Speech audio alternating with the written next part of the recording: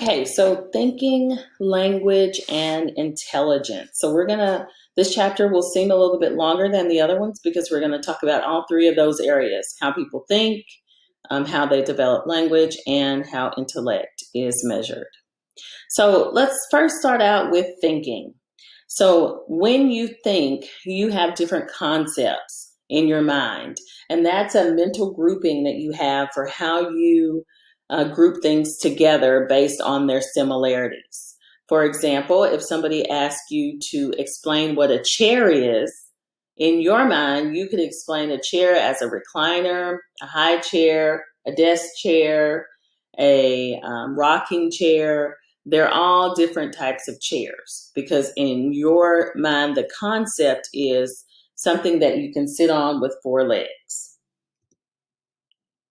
Problem solving occurs when we try to answer a complex question or resolve an unfavorable situation. And on a daily basis, everyone has to solve problems and they have to think through problems in order to solve them. Creativity is the ability to produce original, appropriate, and valued outcomes in a novel way. So when people are creative, they are original, fluid, and flexible. And so we're going to talk about what those three things mean. When you have originality, that is when you can see something from a unique or different perspective. Fluency is being able to come up with a large number of solutions. And flexibility is going from being able to go from one problem-solving strategy to another. So as you guys start to look for careers and look at lifelong things you want to do, bosses are going to want you to be creative and have original ideas, have fluency and flexibility. Divergent thinking is being able to come up with a number of different solutions to a problem, like brainstorming. Convergent thinking is being able to find the correct answer, like you do on a standardized test. Here are 4 different problem-solving strategies. Trial and error is when you go through many solutions. If one fails, you go with something else. An algorithm, oftentimes used in math, is a step-by-step strategy to solve a problem that's going to lead to a specific answer. A heuristic is a short time-saving step that can oftentimes generate the wrong answer, but we still use those if we want to come up with a quick solution to something. And then insight is a sudden realization or a leap in thinking a person can have to come to a solution. Here are some other problem-solving habits. People tend to have a mental set, which is when you have a particular mindset that's worked for you in the past that you like to use to solve a problem. People can also be fixated and stuck in one way of thinking so that they don't allow themselves to see new ways at solving a problem. Functional fixedness is a part of fixation, which is a cognitive bias that says that people often limit themselves by using an object only in the way it was intended to be used, and they don't think of creative ways to use it to do something else. So anytime you see somebody using, a umbrella as a item holder, they are overcoming functional fitnessness because they're saying, I can use this umbrella for more than just to protect me from rain. I can also use it to carry my shopping bags, and I can carry more on it. Intuition is your quick acting automatic source for idea making. And sometimes when people make quick judgments, they can lead to error. So now we're going to talk about some of the 4 things that could lead to an error. such as the availability heuristic. So remember, a heuristic is something we want to use as a quick way to find a solution. The availability heuristic says that we estimate the likelihood of an event to happen based on how much it stands out in our mind, what's available to us in our mind about it. So, for example, people who like to gamble, they think about all the times they won and all the flashing lights and the money and the great feeling, and they don't think about all the times they lost. That's how gambling becomes an addiction, is because you focus on what's available to you in your mind, which may not be entirely true, because I guarantee you anybody who's ever won a lot of money in the lottery probably plays a lot. The representativeness heuristic is also a cognitive bias where a person comes to a quick answer about something based on what they think something represents. For example, if somebody really tall walks into your room, somebody who's 6 or 7 feet tall, you might say to them, "Wow, are you a basketball player?" Because in your mind, being tall means that you play basketball. That would be the representativeness heuristic. Overconfidence is judging, being overly confident or believing that something is more correct than it actually is. So like thinking you can put off work and still get something done and procrastinate, or thinking that you've mastered test material when you really haven't. So being overconfident is also another thinking error. The belief perseverance error is having your mind made up about something and not wanting to know the facts. This is oftentimes how stereotypes are maintained. When people still hold on to their beliefs just because they're belief and they want those beliefs to persevere, even when they have contradictory evidence. If somebody tells you that you should sleep 8 hours so you can feel rested, or if your doctor tells you that and you're like, "I'm not going to do that, I'm only going to get 1 hour of sleep," that would be belief perseverance error. You've been told differently and you continue to do the same thing because that's what you want to believe. Framing is the way something is posed, and that can impact how we judge it. For example, in the grocery store, if you look at ground beef, it's always going to say something like 75% lean rather than 25% fat. That's because marketers know that if you see 75% lean, you're going to think that meat is healthier than if they said it has 25% fat, because people don't want to know how much fat percentage is there. But if they tell you 75% lean, even though they don't say it, you know there's 25% fat. Now let's talk about language. Language is our spoken, written, and gestured words and how we combine them to make meaning. Language is made up of phonemes, morphemes, and that all makes grammar. Phonemes are the smallest units of sound, like your vowels and your consonants, those sounds they make, things like that. Morphemes are the smallest unit of meaning. So your prefixes and suffixes, so con or ing. Grammar refers to the rules of using words and making meaning. So language develops at a specific rate. From the time you're born, people acquire about 2 new words a day between the ages of 2 and 18. Children are able to learn the basic rules of grammar before they can even do math. Most children are going to recall words and meanings and assemble those things even before they start to speak them properly.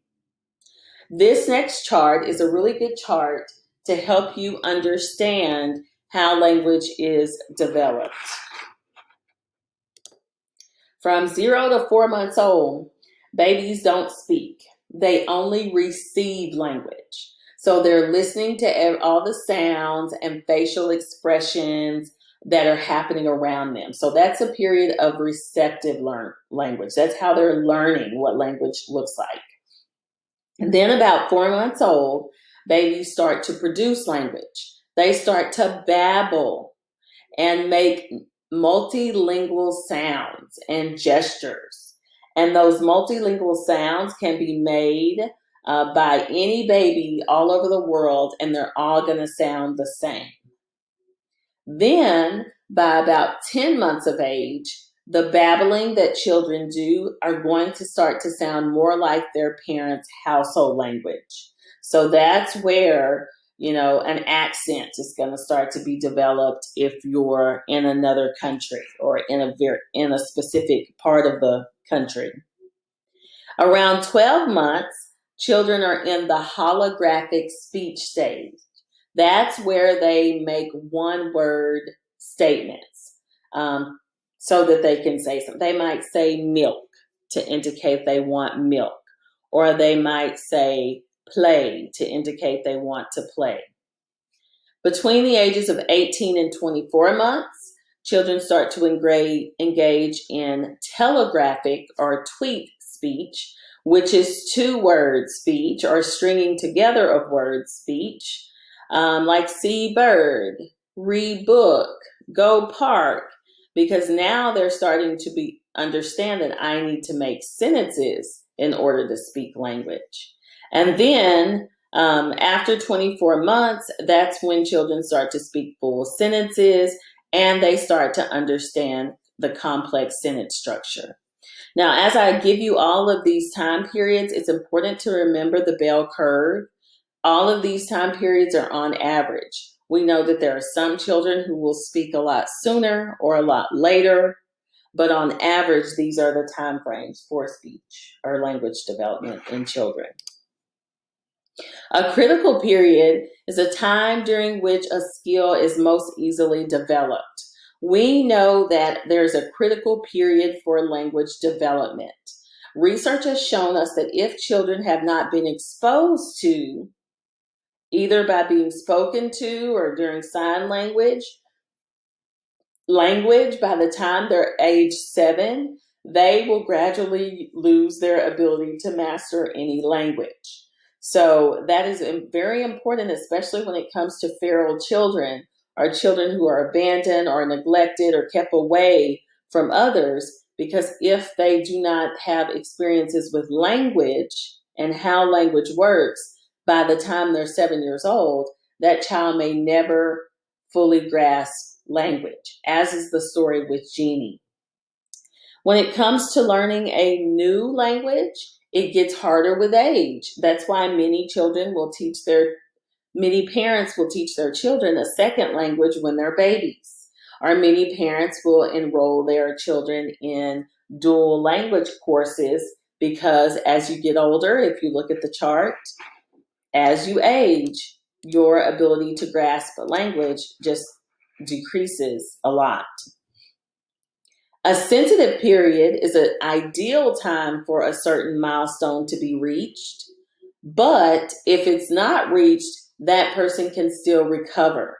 For example, children who've been removed from orphanages, who receive educational and nutrition and psychosocial intervention, can eventually catch up in development with their same age peers over time. So there's a sensitive period for educational and nutritional and psychosocial intervention strategies, but there's a critical period for language development.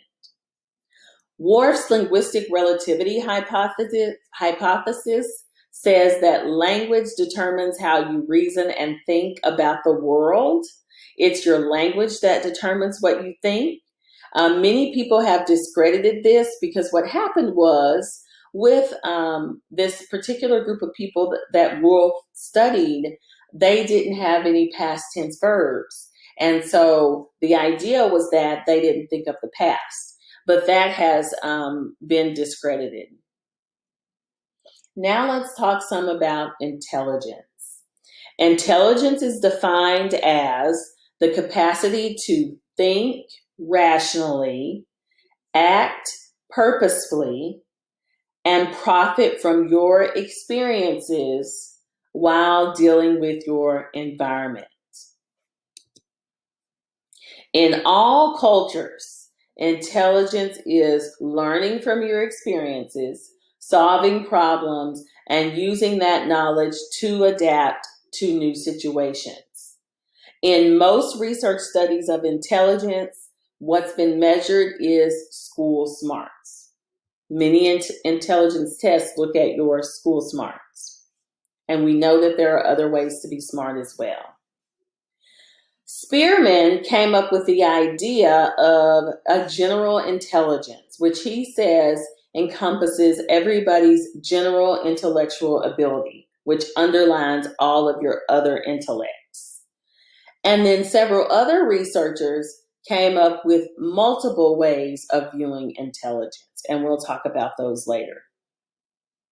Your fluid intelligence is your ability to think on the spot and solve a problem, to perceive relationships and gain new types of knowledge. Your fluid intelligence is your analytical ability.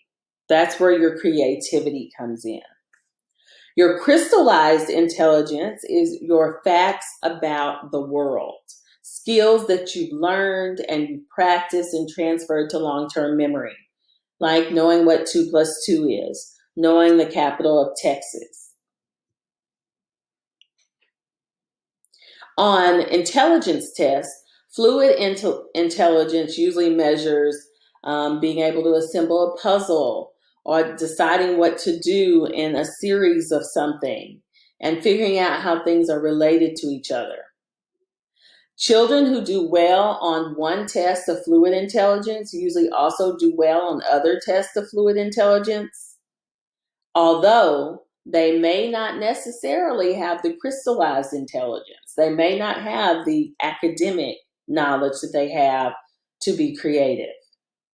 If you look at this chart, it kind of tells us about intellect over your lifespan. As you continue to grow, your crystallized intelligence is going to continue to also grow. So you're never going to forget those basic facts of 2 plus 2. However, around early adulthood to middle adulthood, your fluid intelligence tends to decrease.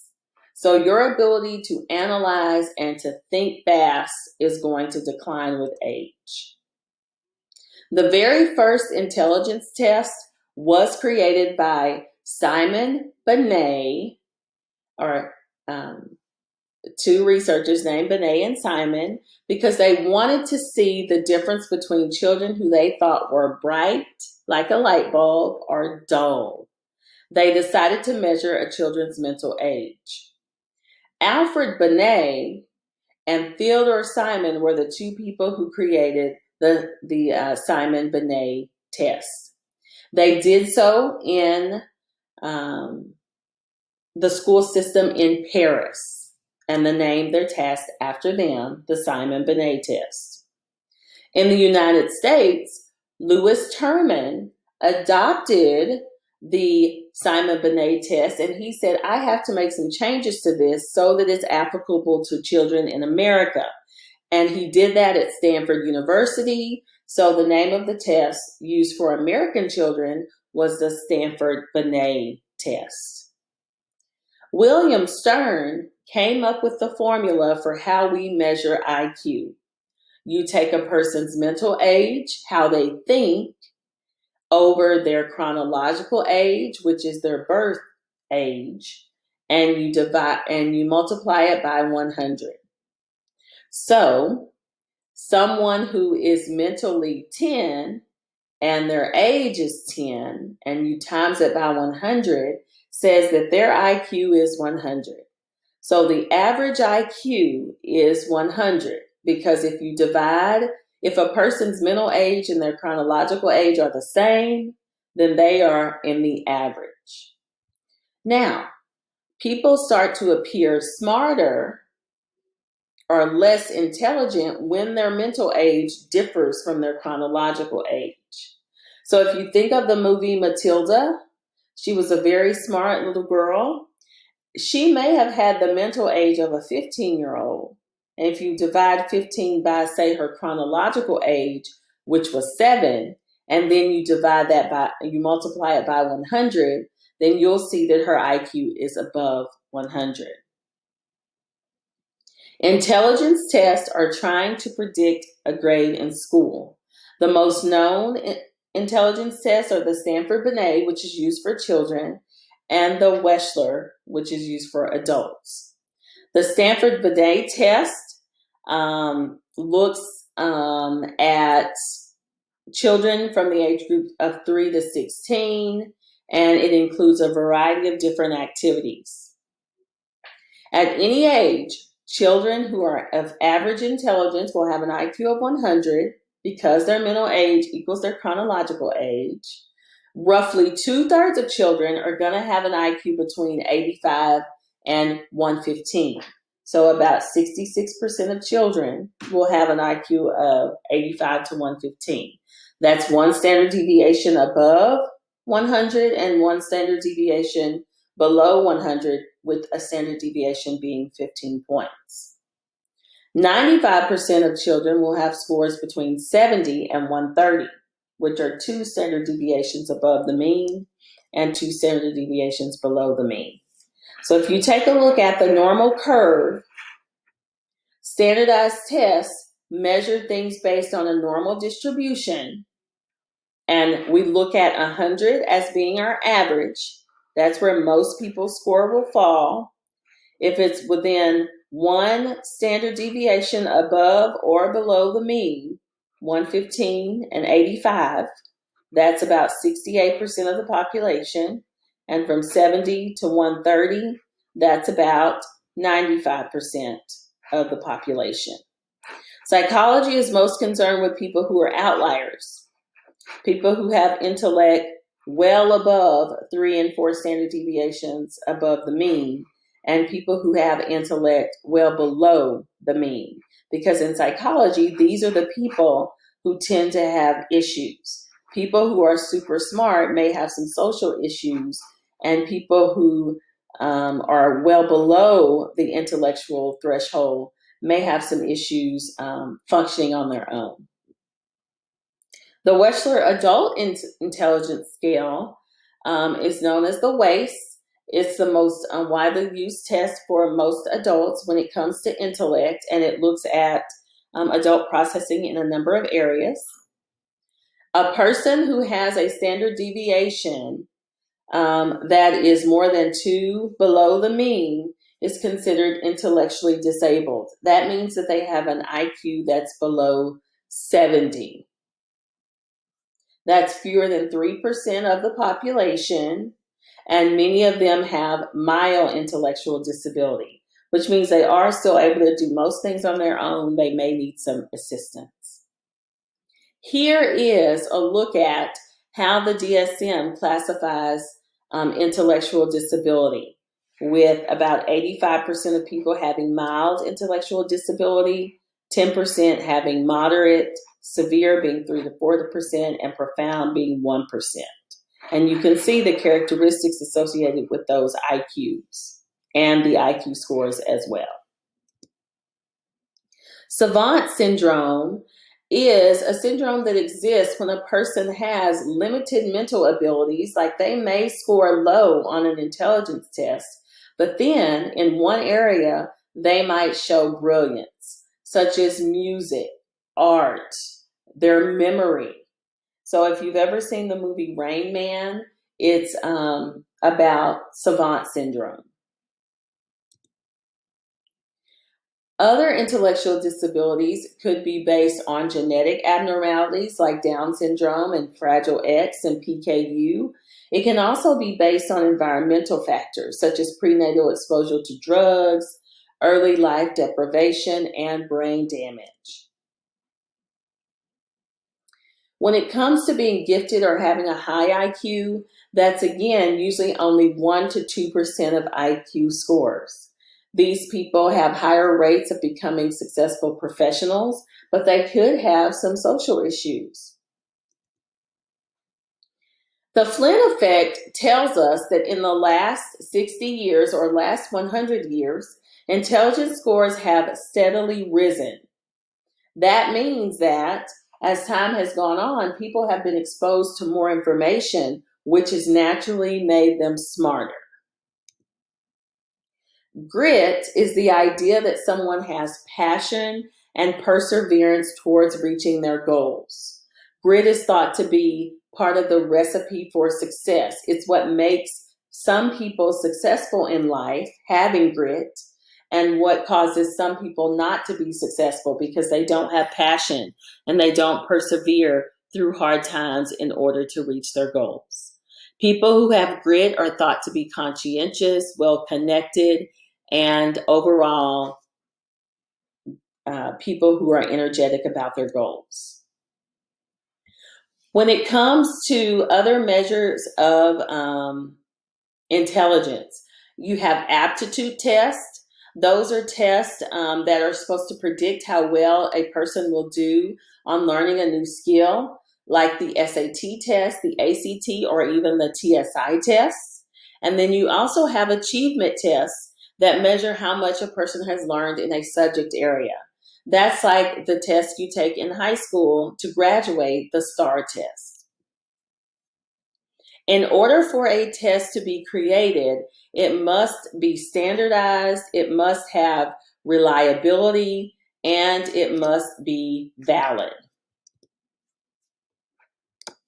Standardization means that a test must be administered to a representative sample of future test takers for comparison.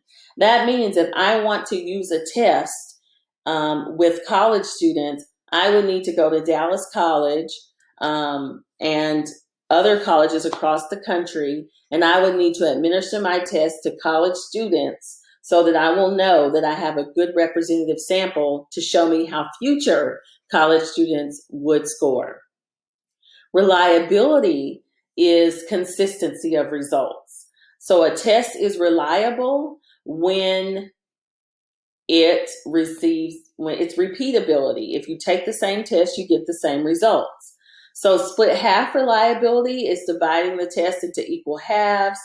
This half of the room do the odd numbers, this half of the room do the even numbers. You should still get the same grade, whether you're doing the odd or even problems. Retest reliability is using the same test on two different occasions. If a teacher doesn't tell you what you missed on your test and you take the same test again, you're going to get the same results if you don't study or do anything differently because you'll choose the same answers. Validity is making sure that the test measures what it's supposed to measure. In content, you don't want me to give you a test in our psychology class.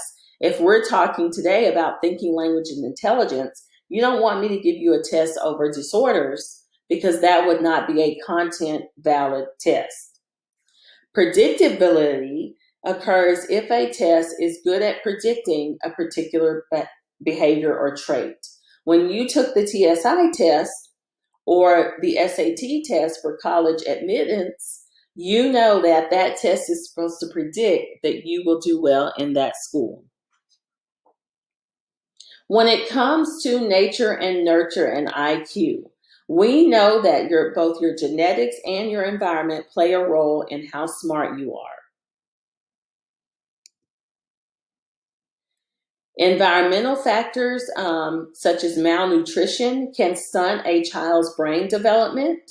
Neglect can also have the same effect, but remember, it's a sensitive period and that child can still make some gains and strides. So here's an example of a 3-year-old child with a normal brain and a child who's experiencing extreme neglect. Look at how much smaller the neglected child's brain is.